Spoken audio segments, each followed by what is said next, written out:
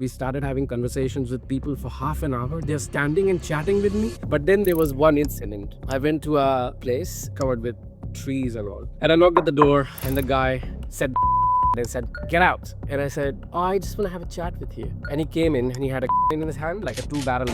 He started swearing at me and he said, "You guys come here, take our jobs, take our money, take our women, get away." I said to him that, "Don't you think if I was that kind of a person, then I wouldn't be having a pen and paper in my hand and standing here and chatting with you? I think I was at the wrong place at the wrong time." My guest today teaches students from 17 countries how to see life through the lens of human behavior. He holds a PhD in organizational behavior. Today, we went deep on one of the ideas he teaches, the Hindsight Trap, and why most people get stuck in it. Welcome, Dr. A, joining us from Adelaide, Australia.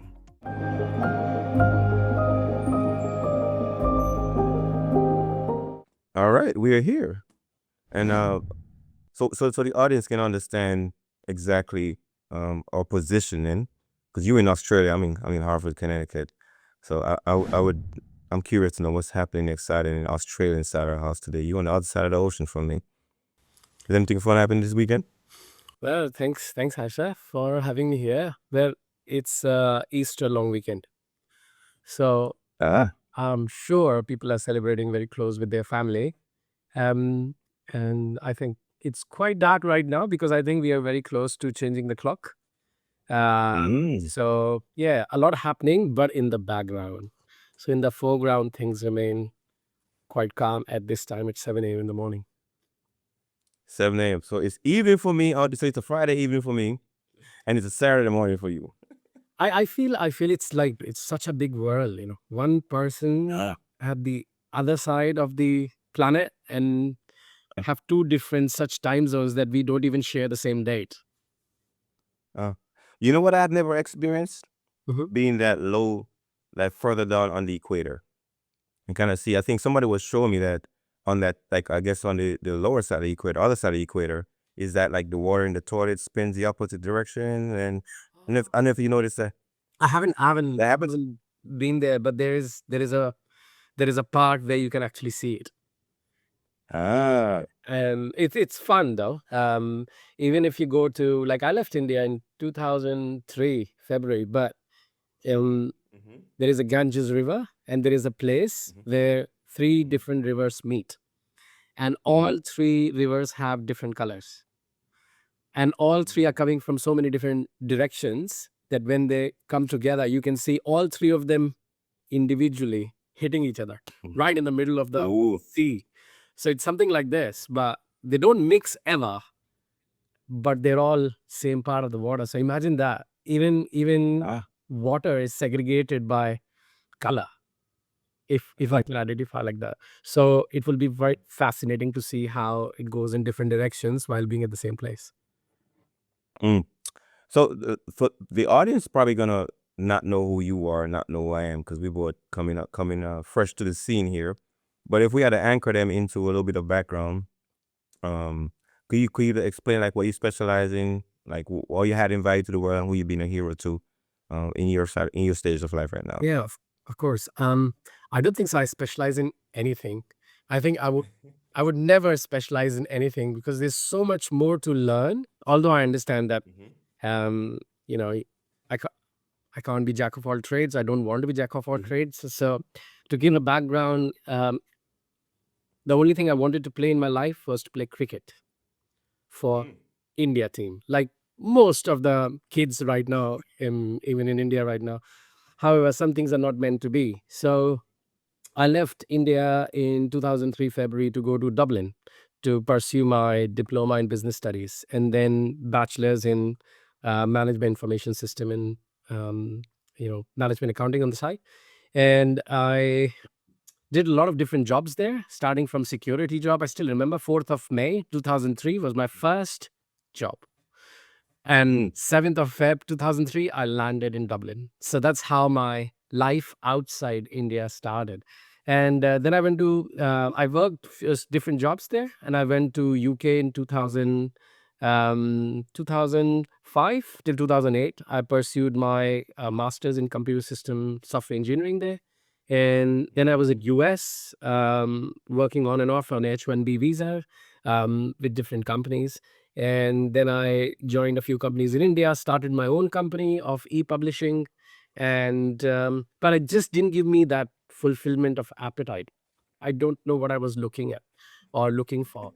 But there is a little bit of the backstory to this. Most of the people in my family, elders from my mother's side, were either doctors or engineers. So they always used to write DR or ER in front of my name. So as a 5-year-old kid, I still remember I was fascinated by the titles, and I always wanted to have one. So when in around 2011, 12, I didn't see the fulfillment happening, I applied for PR for Australia. And in 6 months or probably 9 months, I got my PR. And then I started writing email to one of the senior lecturers here in University of Adelaide. And his name is Dr. Peter Sandiford. And I wanted to ask him that I want you to be my supervisor for PhD, nobody else, because his research was in organizational behavior, and he was, the way I read about him, although he's from Britain, but he was living in Australia. So after sending a lot of emails for a year or over a year continuously, he replied to one of the emails saying, "Come." So I was sitting at the dining table and I told my parents, "Hey, I'm going to Australia."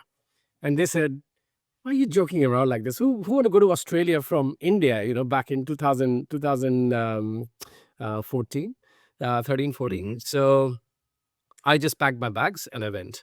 Went to Delhi, took the flight, came here, talked to my supervisor, convinced him, and he said, "You have to do another master's and then PhD." And then I switched on my phone and I saw so many missed calls from my mother. And I called her and I said, "What's wrong?" He said, "You didn't come home. You didn't come for dinner." I said, "I'm in Australia. I told you." He said, Show where you are in Australia." So I showed in Australia. She said, "What are you doing there? When are you coming back?" "Now." So he said, "You went for one day?" I said, "Yes, I had to convince that person to supervise my thesis. It was important." So I went back, packed up all my stuff, closed the company, and came to Australia on 24th or 25th of April in 2015, finally. And while my MBR, Masters of Business Research thing was going on, admission was going on, but I didn't really have a job then. And I had $500 in my pocket. And it's not very cinematic, like, not like saying, "Hey, how this is like a part of the cinema." No, only $500 in my pocket.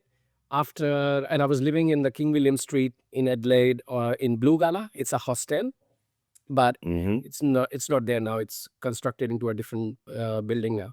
And after 1 month, I had a deal with them and I said, "Look, I don't want to live on street. I still haven't found a job. My master is still pending. And I don't have money."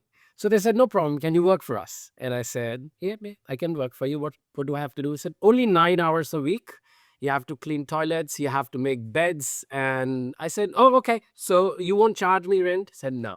And he said, "We will give you a bowl of rice as well at the end." So I said, "That's fine." And in there's Coles and Woolies here, where you can buy at that time 90 cent 400-gram tin of chickpeas and red kidney beans and black eyed peas and all those. So I used to do that. And then I did it for close to over 6 months, I think, if not a year. And then I got admission in masters, and my supervisor said that, "Would you want to teach as a tutor in my course?" And I said, "Yeah, yeah, why not? Why not?" And I started having this on the side and earning money, and students were there. And then I applied close to 360 jobs and got 4 interviews. And one didn't like me at all, and they said sorry. And then the other one was said, "Come here, let's work for us." It was modern home improvements. It was for a sales job. They liked me and they said, "Okay, so we will give you training. You have to go out, you have to go on the roofs, and you have to inspect the roofs and all that." And I said, "I don't have driving license." So they said, "Come on, you can't do that." I said, "Okay, I'll go apply." I have driven like since I was 18. So many years. And I Mhm. failed my driving license test. And I thought, my God, You say you failed it? I failed it. I failed it. And first attempt, I ended up I ended up um, moving my car from a stationary position way too quickly. Failed. Anyways, I went back to the company and I said, I failed my test. And they said, well, you can't get a job. So I was just sitting there, not wanting to leave. So Matthew Giles, who's still my friend now, he came in as a state manager there, and he said that, Ankit, why don't you do door knocking job till the time you get your driving license sorted? And I said, fine, what do I need to do? That you go with the team, you will go to a particular area, they will drop you at the side of the road, and you have to go and knock every door. So you see if the roofs are in some kind of deterioration position, you knock and you try to help them explain that we want to come here for a quote, and all those the things that happen in home improvement industry. I liked it so much because that was the time when I could be myself and I could talk to Australians. Imagine that was the time I can understand the people there and why getting paid for it. So I started doing it, enjoying conversations at the door. We started having conversations with people for half an hour. They're standing and chatting with me, and a person not from their country, and they're just chatting. I said, "What cool people they are!" But then there was one incident. I went to a place. It was like not a forest, but it was somewhere in foothills and somewhere outside, covered with trees and all. And I knocked at the door, and the guy said the F word and said, "Get out." And I said, "Oh, I just want to have a chat with you." And he came in, and he had a gun in his hand, like a two-barrel gun. And Mhm. I think he was a hunter. And he started swearing at me, and he said, "You guys come here, take our jobs, take our money, take our women, get away." And I said to him that, "Don't you think if I was that kind of a person, then I wouldn't be having a pen and paper in my hand and standing here and chatting with you?" Anyways, he felt bad. I thought, I think I was at the wrong place at the wrong time, and he just vomited everything on me like he was feeling. He ended up buying from us and apologizing later on. But then I realized that, um, how many people are suffering in their own silos at home, just wanting to take everything out so that they can be themselves again. And Mhm. probably I was there and he was able to take everything out and be himself again. And that made me realize that, yes, door knocking job is great, but I'm not really adding any value to anybody's life. So I thought that I'm going to take my teaching career very seriously. And I told my supervisor once I finished my master's, I applied for my scholarship, got into PhD, and I started fulfilled all classes. Like I was taking 7 classes a day while doing my PhD. I was teaching close to 1,000 students a year, if not more, Mhm. and in different subjects: management, organizational behavior, managing across cultures. My students between 17 age to 67 years of age in undergrad and postgrad. It was phenomenal. And I could see that they're able to see the nuance that goes on in their life, creating that psychological space, psychosocial space in the class, and people saying and sharing all that ideas, people crying. And I used to tell my students, this is not a therapy session, and everybody used to laugh.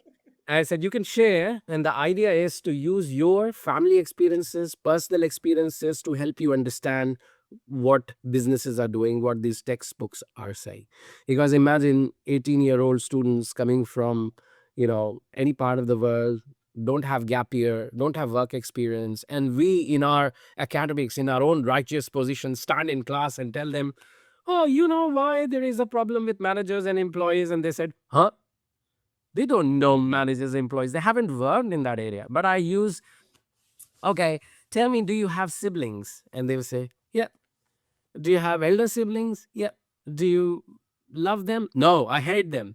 And I said, why do you hate them? They said, because parents take their side more. They don't listen to us. They boss us around. Now I have an opportunity to help them see organization through the lens of their relationships. So now I can put a perspective that how you feel about your elder siblings who are dominating, or parents when they take their side and you feel singled out. That's what I'm talking about when we don't have proper teamwork in organizations. because people Mm-hmm. take other sides. People try to belittle other people. People like to dominate. And that's what toxicity comes across. Now we have opportunity to use different models of conflict resolutions and teamwork and all those. And now they are interested because they go back home, they apply it, they come back, they discuss it. So I have to arrange the assignments in that manner that they are able to write about those experiences and reflect and learn while they are learning. So the classrooms are just a hub for them to reflect, but the actual learning happens outside the classrooms when they are in their Mm-hmm. own. So this I thought is my calling.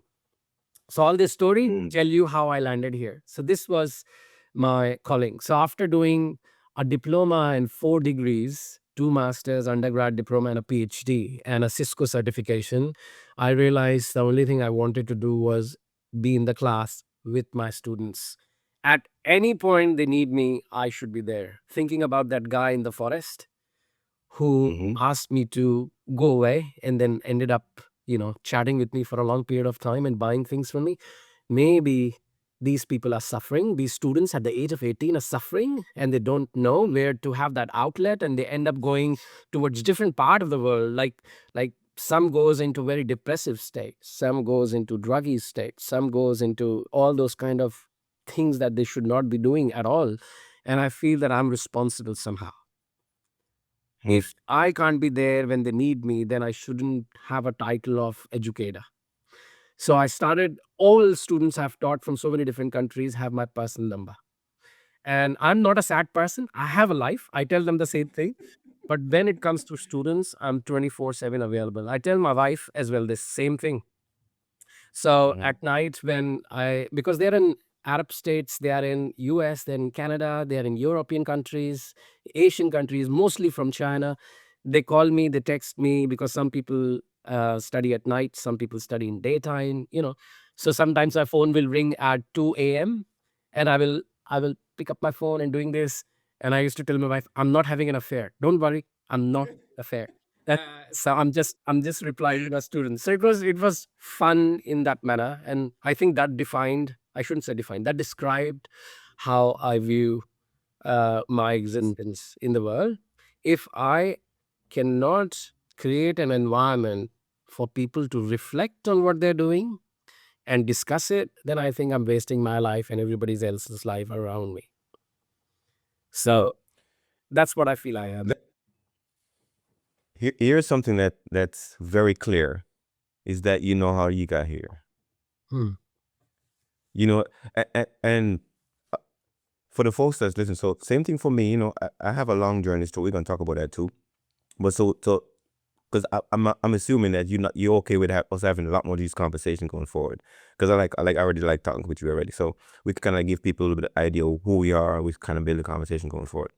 But one of the hardest question when I run to people is answering how do you get here? Like you're here at this point. Like how do you get here? Do you remember that? Do you remember the steps you've taken? Because sometimes we live a life that's random versus a life that's deliberate. And sometimes random is okay because you don't know what you want to do until you figure it out. Then somebody asks, how you get here? I don't know. I just got lucky. I figured it out. But then it sounds like you know how you got here. That what makes you a great teacher. My perspective. I think it's a it's a very fundamental view that you have stated behind who we are, anyone Mm-hmm. on the planet, whoever they are. And you made me remember of one of the theories. That's how my mind looks. I see the world through the lens of theories. I've dived myself into it. I know 83 theories right now. If you ask me what those are, I don't know. But if you tell me keywords, teamwork, I'll tell you theories, leadership, I'll tell you theories. I've stored those theories in my head in Matrix Mm-hmm. and gave them a key as a name. So coming back to your point, what you said, just described, hindsight trap. Have you heard about this?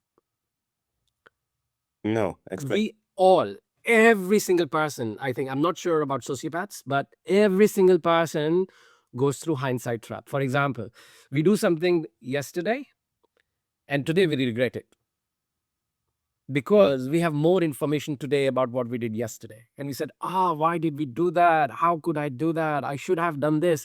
This makes us walk away from all the wealth. And when I say wealth, wealth is here. All the wealth that we have created ourselves. We walk away from it This is the hindsight trap. I don't live a life of regret. At least I am clear on that. If I did yesterday Mhm. something and I found out today I could have done different, that's fine. It's whatever thing I did yesterday was according to the information I had yesterday. Of course, when I'm going to move in forward, and that's what I see development happening, I get more experiences, I get more ideas, and I thought, I could have done better. So now I can do better.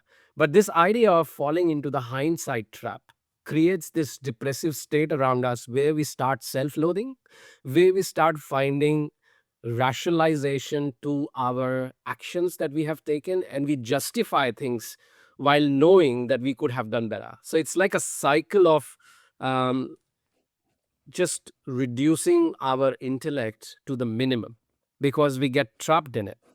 So, for example, if somebody has a relationship and somebody did something and they ended up at a verge where they want to break off the relationship, they start saying, oh, I could have done this, I could have done that, starting more alcohol, more smoking, whatever things that they do.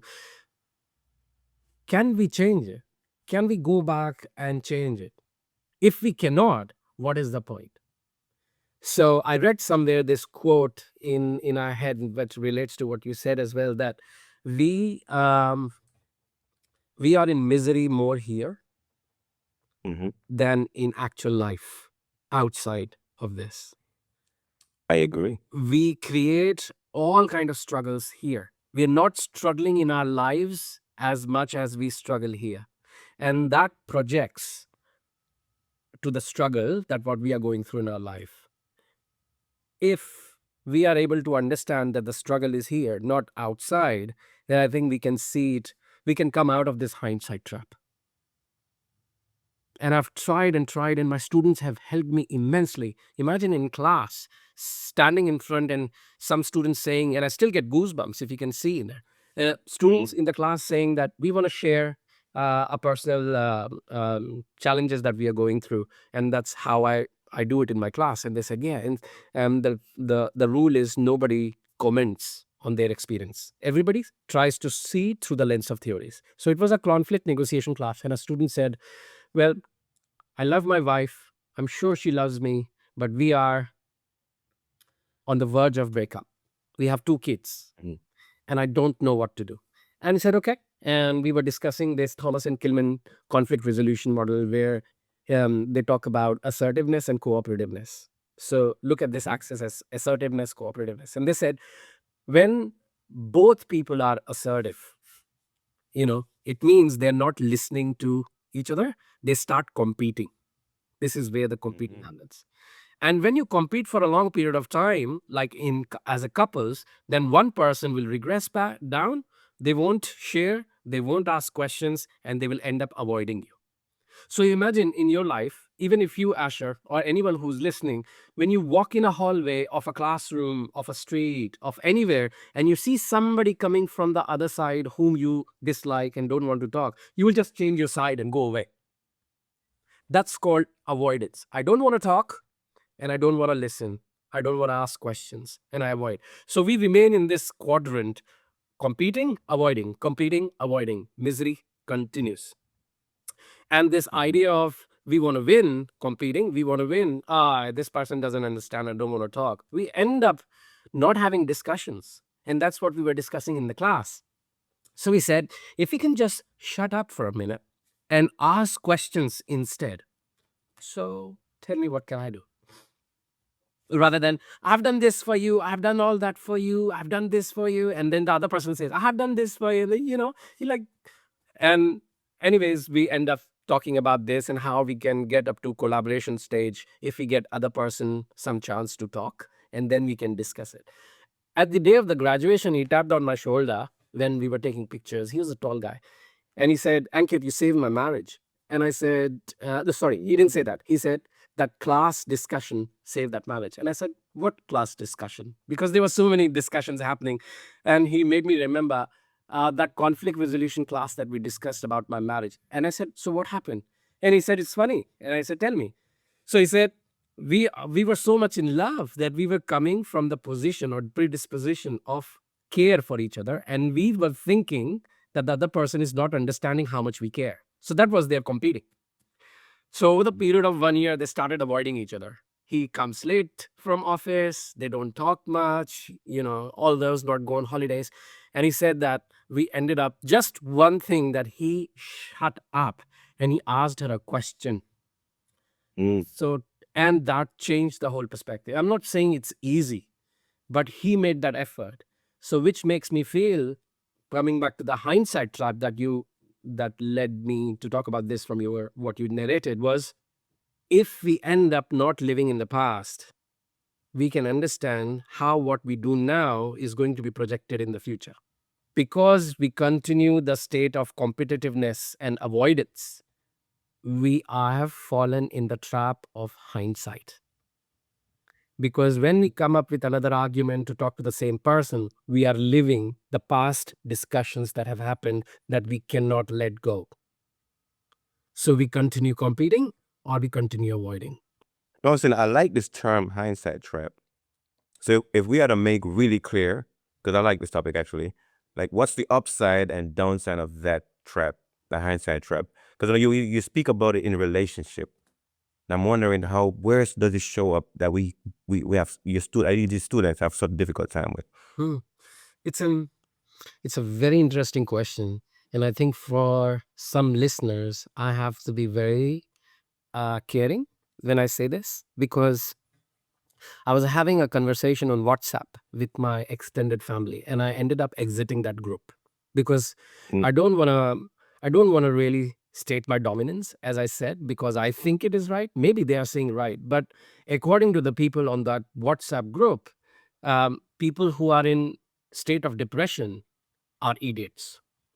And I really took it personally because I thought, you don't really understand. None of us can understand how people, whoever that person is in depression, we won't understand their state of mind. We can try. It's like, you ever bought a new leather shoes, Asher? Have you heard this phrase ever, that the shoe is biting me? We use squeezing, but okay. Squeeze. Okay. So when we say at the back of our ankle, if the shoe is too tight or too new, it gives a rush. Right? So some people say it's biting me. Now, if you have never experienced that, no matter how much I try to explain it to you, you won't understand. You can try to understand if I see rush, so I can sort of relate it to other things, and but I won't be able to understand it. Same thing.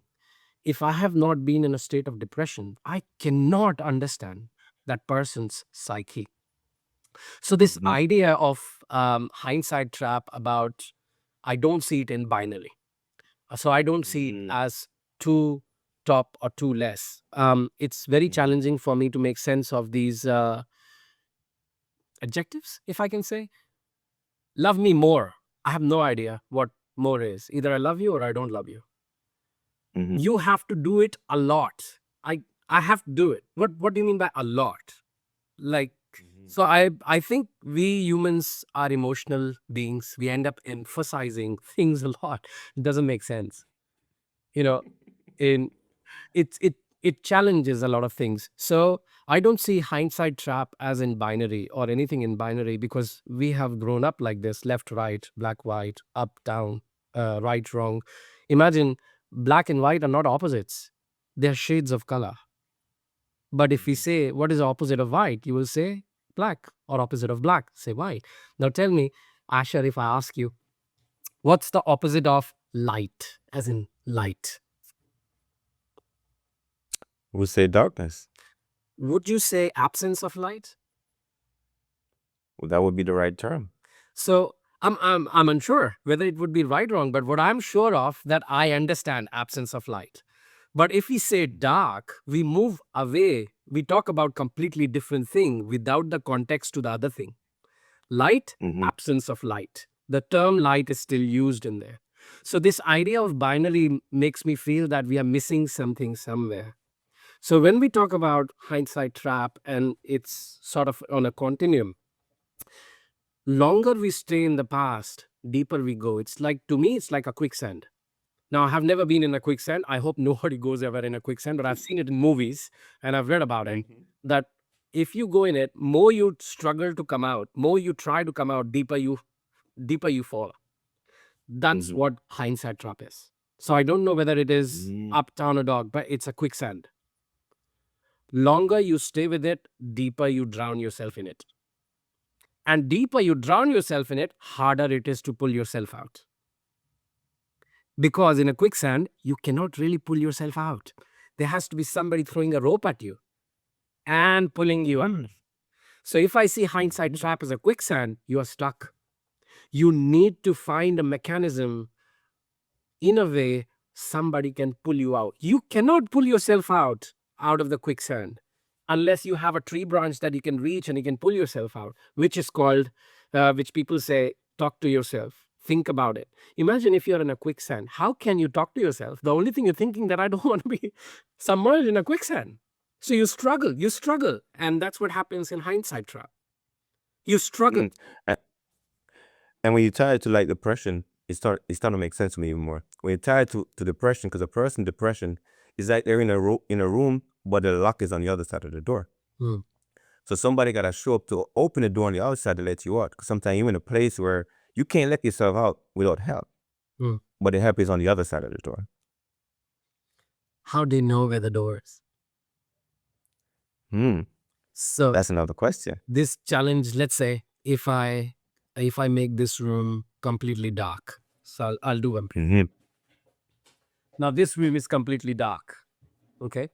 Now let's say I know where the things are in my study. But the person who's coming here for the first time don't know.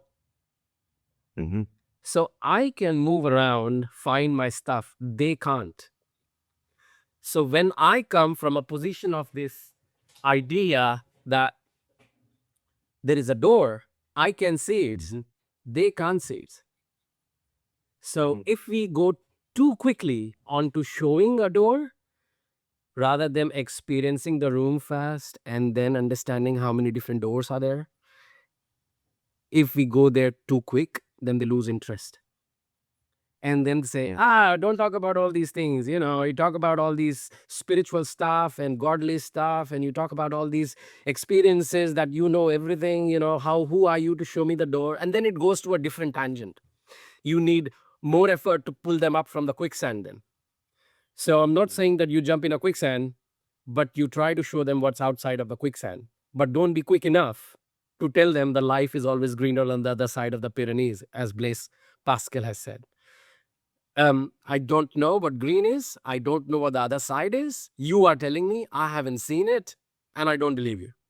No, let me ask you this though, because you say you teach, and I think one of the things I struggle with when I teach too is how do I take something that's abstract and make it action, like go from abstraction to action. And I think sometimes it's very difficult to narrow down into the action portion of it so the person can walk away with it. So how do you solve that problem when you teach? Give me an example of what you said. So like we talk about the world, our society, right? Our quicksand. We talk about those things, but then if somebody gonna try to figure out their life, they're gonna figure out something I can take action on, right? I understand the theory, but now I gotta actionize it. So if I'm struggling with my depression, and I'm explaining to you the theory of how you get out of depression, but then how do I make it actionable for the person to do it? Like find the door. It's interesting. Now, would a person in depression know that they are in depression? I think you can tell if you can tell if you're not by yourself. If you're around other people, you can tell the difference. Like, oh yeah, something's going on because I'm not connecting with other people. But if I'm by myself, I might think I'm okay. So, have you met ever a depressive person in your life? I've been depressed, but I've met a depressive person. But I've been depressed myself. So how after retiring from the military? So how did you identify that you were in depression? What point led you to identify that you were in depression? After I was talking to other people. So the other people were that rope that pull you out. Some people that have you edge, they don't want to talk. They lock themselves in the room. And they blame themselves for the depression that they are going through. Imagine how painful it is. They are depressed. and then they're blaming themselves for their own depression. So they further get depressed. It becomes a chain reaction. It's like a nuclear fission. They're depressed, they blame, they depress, they blame, they depress. That's it. They goes in a spiral of quicksand, and very suddenly they are disappeared. They're not there anymore. That is why, coming back to my first point, I want to be there for the people who need. There is one person who they can reach. I don't want to know who they are. I don't want to know which country they belong to, which religion they belong to, which background they belong to. But if there is one person, there's one person whom you can talk to. So if you were able to reach to those people and they helped you out of that quicksand, which, for example, this discussion is a depression, or that thing that led to depression, those people haven't found anybody because they don't have access to people, because of those WhatsApp group that I was talking to, where people don't understand depression. And when people say I'm depressed, they end up saying, you are stupid. You blatantly deny on their face what depression is. So those people go lock themselves in, and they say these people won't understand, and they suffocate themselves, as you suffocate yourself while going deeper into the quicksand. You can't breathe. And that's it. So this challenge of living in a binary is very problematic. I mean, I know we can't work outside the laws of mathematics, outside the natural laws, outside the laws of physics, but mathematics isn't 2 plus 2 equal to 4. There's so much more that goes on behind. Why those mathematical signs? Why those two numbers? Why equal to? How it came into existence? There's a whole lot of world behind it. So it's not binary. It is a process equal to output. So if I use maths to explain people, I'm not a mathematician. If I explain people's behavior, hindsight trap or quicksand, let's say the 4, 2 plus 2 equal to 4. So 4 is your behavior, for example. Now, 1st of January 2026, everybody gets up like every year, say, we have this resolution today. We're gonna change. And after 5 days, they revert back to their own position. And they said, we give it up already. We can't change. Why? Because we are focused on changing that 4. You cannot work outside the laws of mathematics. You can't change 4 unless you make changes to 2 or plus. You cannot. So we forget, if we want to change our behavior, the 4, we don't need to worry about the behavior in itself. We need to find a way of changing what is going to lead to that behavior. That is a given outcome. And that's where last time when we talked, I talked about the ball of water, ball of ice. That analogy, that if I give you a bowl of water and I ask you, Asher, I want to turn it into ice, the only thing you can do is to put it in a fridge or in an icy temperature. If I say, I give you a ball of ice, can you turn it into water? You might put it in a microwave, or you want to put it at the room temperature. That's not the key. The key is how long the bowl of water and bowl of ice is going to be in that temperature that it changes its state. So when we talk about Kurt Lewin's change model of, unfreezing, freezing, refreezing sort of thing, it's not so much about that you go from one state to another state to another state. It's not linear. Nothing is linear. Everything is dynamic. Things happen. The temperature needs to be such. The length of the time you need to be in there.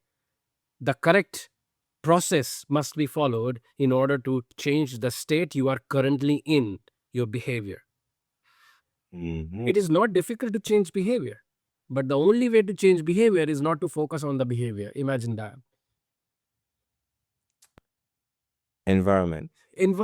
And you need to figure that out, that what is the environment conducive that will lead to that behavior. Don't worry about the behavior. So for example, my brother started smoking. I was in school, and my mom didn't like some of his friends, and he never smoked, but he started going out with some of his college mates who smoked. So he started smoking. Now that doesn't mean that is the only reason. Could be other reason as well. But just to give an example, now he smoked, let's say, for 20 years, 25 years. Now he's struggling to leave smoking because he's so deeper into it. He's trying to change the smoking behavior by living with the same people who smoke. Very difficult. Very difficult. You may not.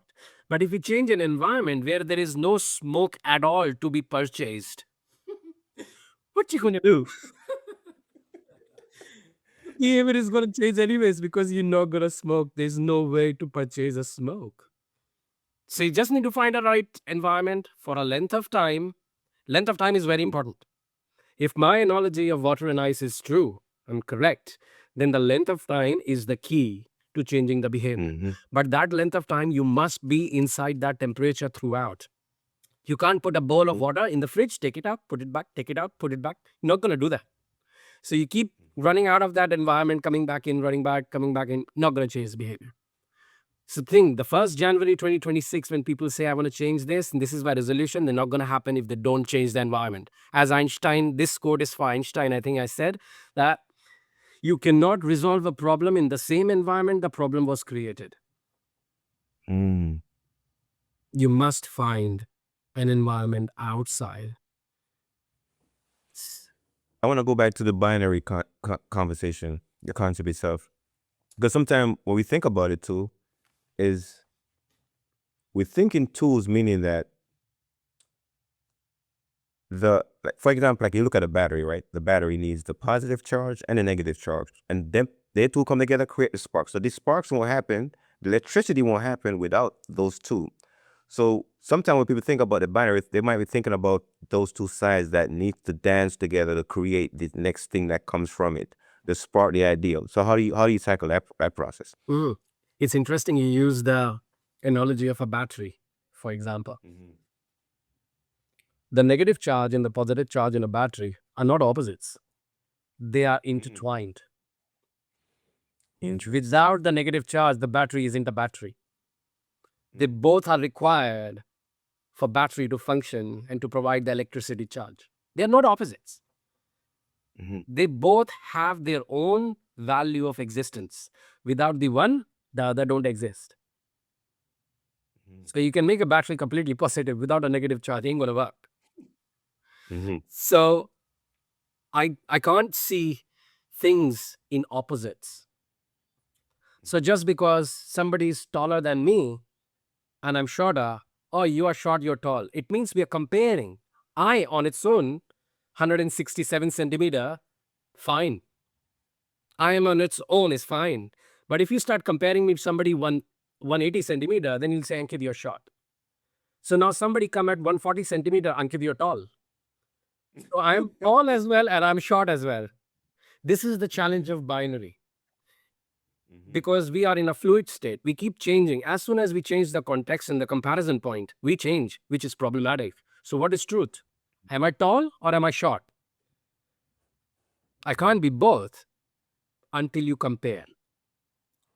So I am 167 centimeter. That is it. That's a fact of my height. Now you can make me tall, you can make me small.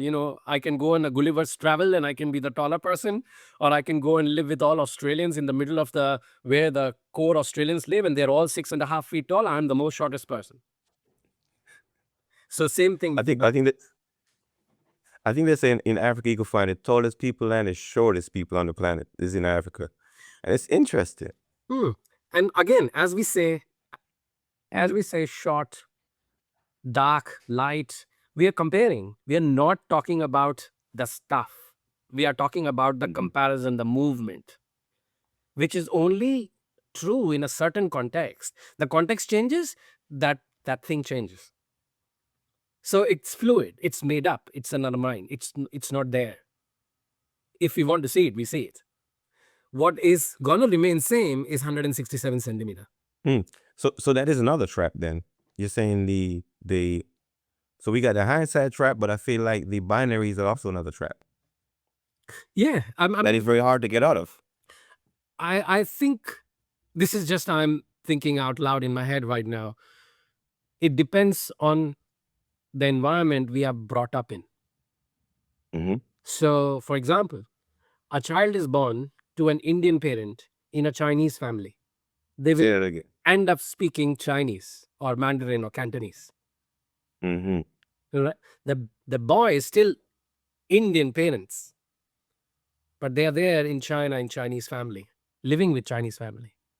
So this idea of who we are depends on how we are brought up. So if we live in a society where society see it as binary, we will end up seeing it as binary. So if I've lived for 42 years of my life in a binary world, how on earth can I see anything else? I don't know if there's anything else. It's like unknown, unknown. So there were two guys, Joe and Harry, and they created Johari Window.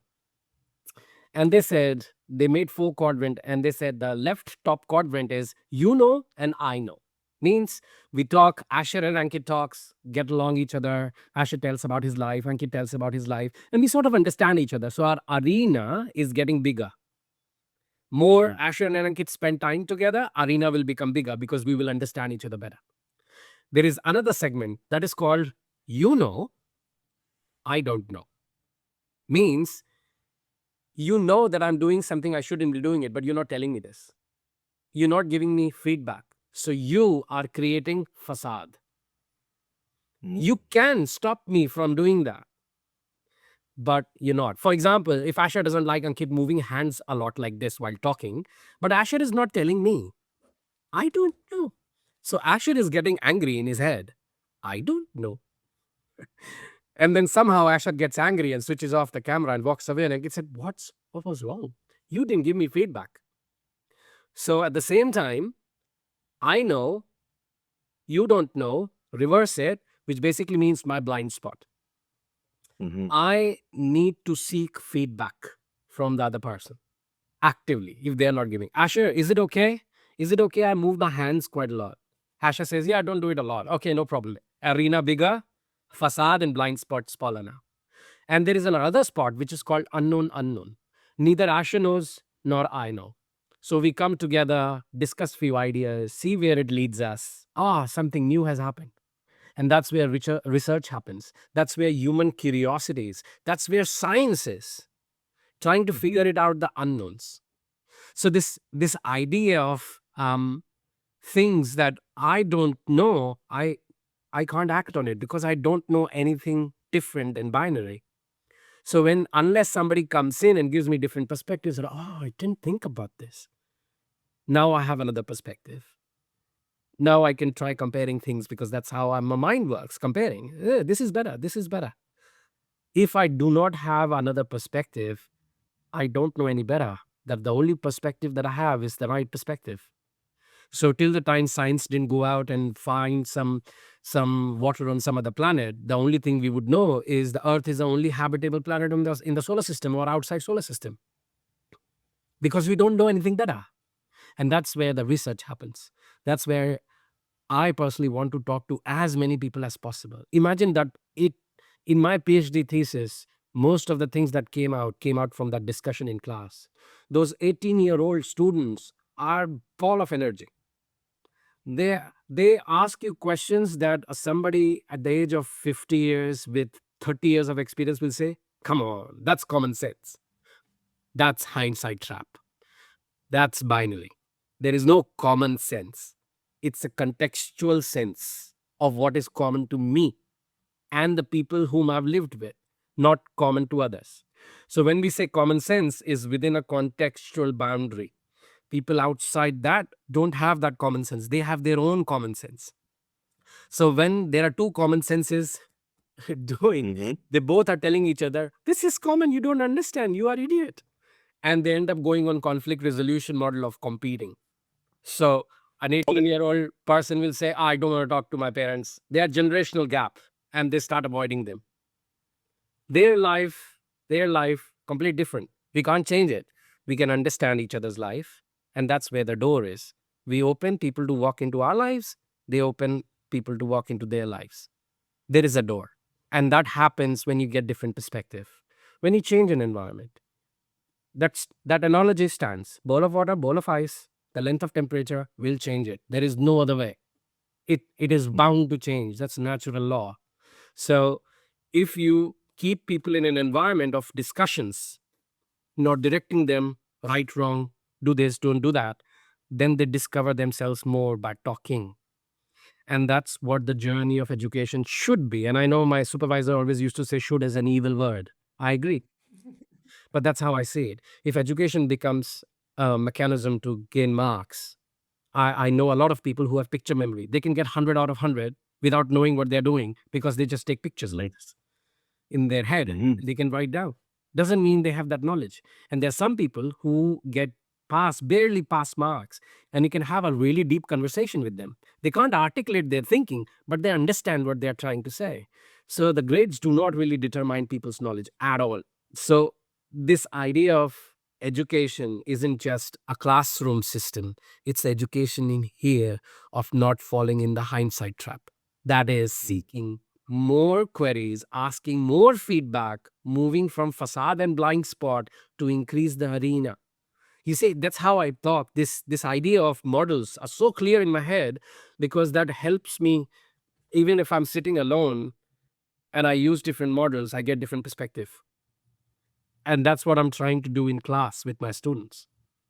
So if you are shy, if you are coming from a place where you have been taught never to question others, never to question elders, always listen to them, and you doubt it, models will help you gain that new perspective that you can go and experiment and see what you get. And that's why I ask people to keep a reflexive journal. So So here's the truth model I wanna pose at you then, because I feel like we're seeking truth here, and my feeling with truth is truth cannot be explained, right? You gotta be experienced. So think about the moon, and so for example, I'm a blind person. I never seen the moon before in my life, but you've seen the moon, and you was like, I'm like, tell me what the moon looks like. But I've seen a golf ball before. So you figured you're gonna use the golf ball to explain to me what the moon looks like. So you describe the golf ball to me. So in my mind, the moon is a golf ball, but I've never seen the moon. So I feel like a lot of people in life, right, we carrying around golf ball and calling it the moon because that's all we know as far as a reference point. Because we never seen the truth. Because I'm blind to it. So when I'm thinking about model, you say you put yourself in model. I'm wondering, how do you find a way to get people to experience the truth when all they have is the golf ball? it's a great analogy, to be honest, Asher. I have a story in my head, if you permit me, a very small one. Go ahead. There were two friends, and we will come back to this truth thing. There were two friends. One friend was in hospital bed. He has never seen the world. He was blind from since he was a child. So using your analogy, he have never seen the moon. He was always blind. So this friend said, I want you to see the world. And they went for the eye operation. And he sat there every day telling the friend, look, there's such a bright sun outside. Look outside the window. There are birds chirping. There are flowers. These are the different colors of the flowers. There's a bee sitting on the sunflower. He used to describe every single day. And one day, that friend died. And the person whose operation happened was, his bandage was removed and he could see. He was in a room with no windows, but he could see the world through the eyes of his friends. So the idea is that our mind is very perceptive. When we say something, we are bound to imagine it. We cannot not imagine. It's just, I don't think so it's humanly possible. Anything that I say, our brain starts forming some pictures based on our experiences. And that's how we start getting perspective of something which may or may not be true. That comes to this idea of truth and fact. Now, I don't know, I can never understand truth. I can understand facts. For example, there was a time, was it during many decades back, millennium back, where people thought that there is an edge of earth and people will fall off. And then people went and saw from outside space station, oh, earth is sphere. And then the magnetic pull is so much that you can walk around the earth and you will not fall. Not till then, when people knew that there is an edge and people will fall down, that was truth. It wasn't. It was a fact at that time, which, according to science advancement, keeps changing. Truth in its own exists somewhere. I may or may not be able to ever experience it. But we see the world from the lens of science, fact. We go back to history, we change Somebody, historians go, this is wrong, this is right. They change it, they come back, the facts are changed. It's a fluid thing. People say this is a fact and it changes. Truth remains wherever it is. I don't know wherever it is. So, for example, if Asher can see a cupboard behind, I can't see. For Asher, it's there. For me, it's not there. Until Asher finds a way to help me see that cupboard, then it's there for me as well. So when we say this is truth and the other person hasn't seen it, they don't believe you. So when we too quickly tell the person, don't worry, the grass is greener on the other side of the Pyrenees, they don't believe you. Don't worry, there is a door, you can cross it, they don't believe you. You can come out of your depressive state, I'm telling you, they don't believe you. It is not about the truth, it's about what is factual for them in that moment. What facts they have in their hands, until unless you open their views to another factual thing, which may be a part of that truth that we are trying to figure it out in this life. Why I'm born, I don't know. So this idea of moon in golf ball is great. I can see it. I understand there is an entity called moon. Mm-hmm. Now, when I go outside and I see moon, said, oh, okay, I can see why what you are trying to relate, for example. But now I have seen the moon. Now I will not see it as a golf ball. I'll see it as a moon, but I will always remember the golf ball that led me to see the moon. He will always remember the friend painting the picture of things outside which weren't there. But when we experience him, he will always think about his friend. So, was that his friend knew that he's going to die? Is that the memory he left in his friend's in head? That every time you're going to see nature, you will remember me. You cannot not remember me because I gave you those eyes even before you experienced it. And that's what happens when I talked about societal things. Before even we can see, we are given eyes by society. So, till the time we don't try to come out of it and see it, we will always live. That blind man will always lie on the bed thinking that he's lying next to a window while he wasn't. So, this idea of us understanding binary or us understanding positive negatives, us understanding hindsight, the traps that we go through, it is our own creation because it's like ecstasy. Like it's go nirvana. It's like you go, oh, I have lived it now. No, you haven't. The picture is painted. You think it exists, but it doesn't. So that's why sometimes we are afraid. No, I don't want to test it. It's okay. It's there. And when you try to take away that truth from somebody, they fight back. That's Like how I take that golf ball from you. It's like, no, Yeah. that's mine. Yeah, because that's how you But I know. identify the world.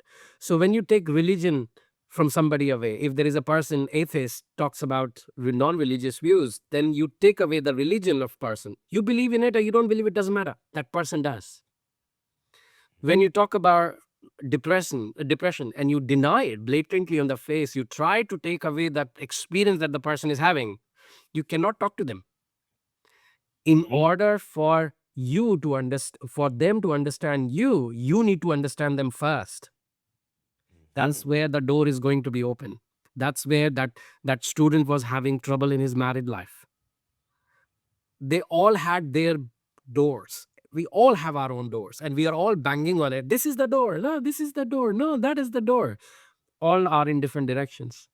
So whether we call it a generational gap, whether we call it you don't understand, whether you call it I understand more, doesn't matter. We are talking English, but we are not understanding what the words mean.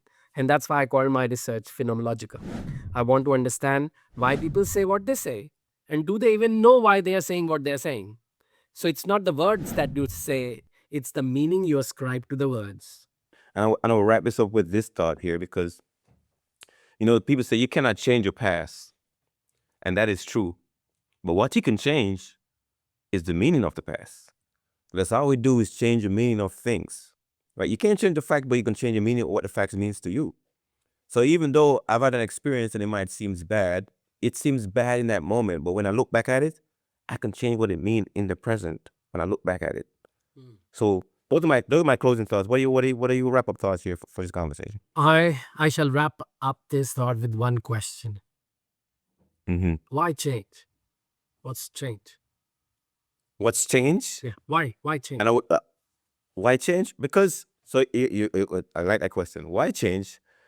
Because sometimes the change need to happen because somebody's carrying their past feels like a big boulder, and they're carrying it and they feel it's too heavy. They want to bury it, but then you want to go back there and do something with it. So now, how do I convert that boulder into a pebble so I can carry it? Because that's the challenge is carrying it. Because I want to carry this thing, but it's too heavy for me to carry it. So I have to change the meaning of it. I have to change the weight of it. I have to do something with it so I can carry it. And I think that's the reason why I say change. And how do we do that? We gotta transform what it is into something that's weight that's a weight I can carry. So And I how can do we do share it because how do we do that? By go back into the experience of it. And how do we do that? How do you go back in the experience? Mm. You can imagine it. You can express it. You can write it out. Those are some ways you can go back in there. There's one challenge with What do you think? imagination. In the interest of time as well, I know. Our memories are vivid of the experiences that are far-fetched. They create the memories that may or may not be what our past experiences were. True. And those vivid memories might become a quicksand very quickly. Exactly. All right. Dr. A, make it a utterly fantastic Australian weekend.